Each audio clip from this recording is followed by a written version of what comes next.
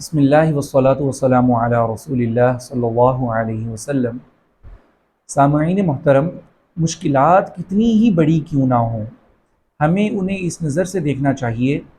کہ ہمارا رب کتنا بڑا ہے۔ اللہ رب العزت جو کہ ہمارے خالق ہیں، ان کی ذات کتنی بڑی ہے، اس لیے کہ وہ تو ان تمام مشکلات کے بھی خالق ہیں۔ انبیاء اکرام علیہم السلام جو ہیں، ان کی عادت مبارکہ اور ان کا طریقہ کار یہ تھا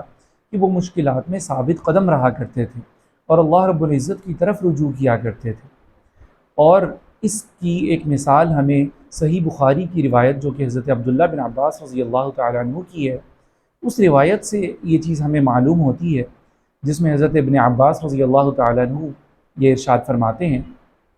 کہ حسبنا اللہ ونعم الوکیل کلمۃ قالها ابراہیم حین ادخل فی النار، کہ حضرت ابراہیم علیہ السلام کو جب آگ میں ڈالا گیا اس وقت انہوں نے یہ کلمہ کہا، حسبنا اللہ ونعم الوکیل، وقالها محمد، اور حضرت محمد صلی اللہ علیہ وسلم نے بھی اس کلمہ کو کہا۔ اب ہم یہ دیکھتے ہیں کہ اس کلمہ کا کیا معنی ہے، اس کا کیا مفہوم ہے، کیا اس کا اثر ہے، جو انبیاء اکرام اور جناب نبی کریم صلی اللہ علیہ وسلم بھی اسے مشکلات کے وقت اور پریشانی کے وقت دہرایا کرتے ہیں۔ حسبنا اللہ ونعم الوکیل، اس کا معنی یہ ہے کہ اللہ ہم سب کے لیے کافی ہے اور وہ بہترین کارساز ہے۔ وہ اللہ ہر چیز کرنے پر قادر ہے، وہ مسبب الاسباب ہے اور وہ بغیر اسباب کے ہر چیز کرنے پر قادر ہے۔ وہ چاہے تو وہ آگ کو گلزار بنا دے اور وہ چاہے تو پانیوں میں آگ لگا دے،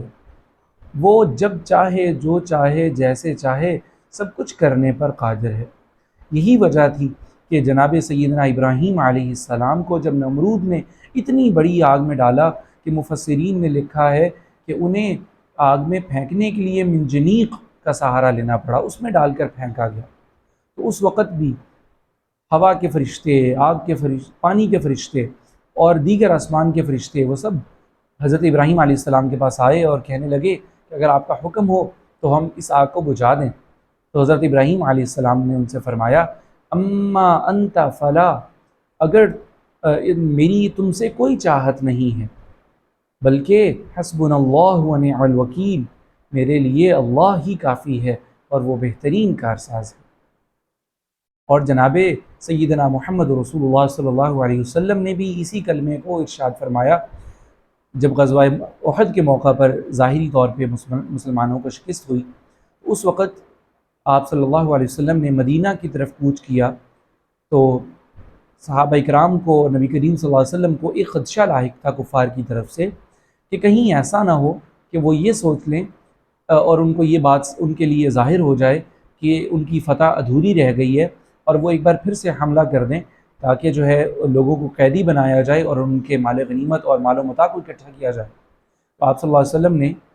اس مقصد کے لیے کچھ صحابہ کرام کو بھی پتہ کرنے کے لیے وہاں پہ واپس بھیجا،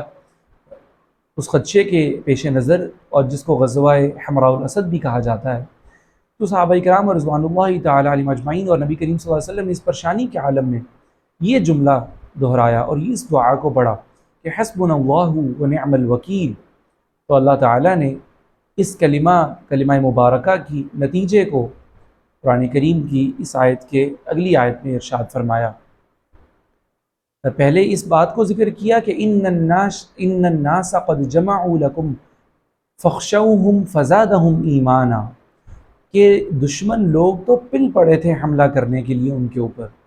لیکن اور وہ یہ کہہ رہے تھے کہ تم ڈر جاؤ، تم ڈر جاؤ، لیکن ایمان والے لوگ بجائے ڈرنے کے انہوں نے جب اس کلمے کو دہرایا تو اللہ تعالیٰ نے ان کے دلوں میں ایمان کو مزید بڑھا دیا، ان کے ایمان میں اضافہ کر دیا، اور پھر اس کا نتیجہ کیا نکلا کہ فانقلبوا بنعمت من اللہ وفضل لم یمسسہم سوء۔ کتنا ہی قیمتی جملہ ہے جو اللہ تعالیٰ نے یہاں پہ ذکر فرمایا